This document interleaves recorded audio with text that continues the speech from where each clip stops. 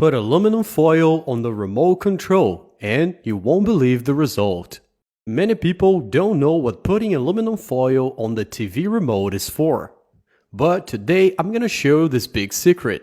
So if you have a no remote that's no longer working, you don't need to throw it away, because I'm gonna teach you how to fix it using only aluminum foil. Everyone has or has had a remote control at home with this problem. Some buttons work and others don't. Usually, the buttons that stop working first are the ones we use the most, such as the volume and power buttons. In my case, the ones that stopped working are the volume and channel buttons.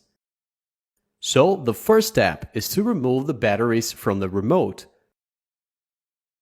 Now, with the help of a tool, let's disassemble it.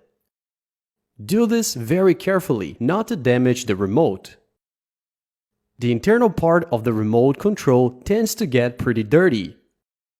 So let's go ahead and clean all the components that are causing trouble.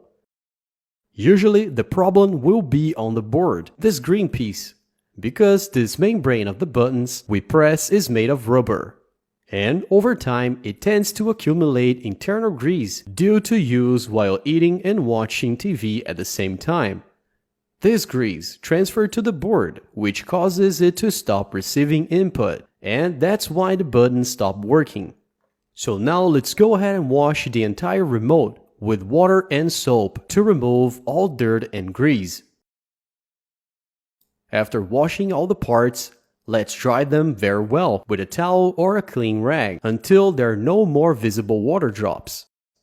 Having done that, let's finish with a hair dryer, ensuring there's no more residue of water left. So go ahead and do this on all the parts of the components of the remote.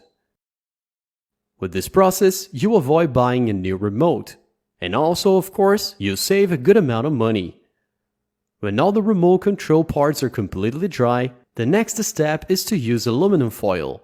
With the scissors, let's cut small pieces. And if you didn't know, aluminum is an excellent conductor of electricity. After cutting into small pieces, let's go ahead and position it on the buttons that aren't working.